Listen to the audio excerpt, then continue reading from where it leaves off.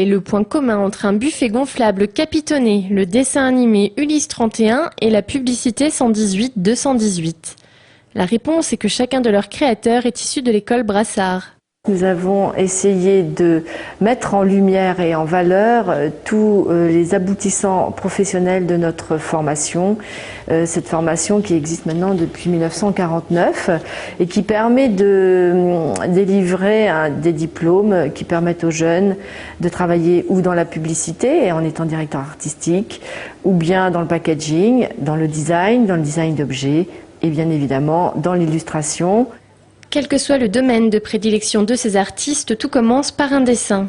Pour comprendre le résultat final, des esquisses et autres travaux de recherche en retracent les étapes. Par exemple, pour les Mystérieuses Cités d'Or, fameux dessins animés des années 80, leurs créateurs utilisaient des méthodes traditionnelles. Toutes les planches étaient à l'époque réalisées au crayon, au feutre ou à la peinture.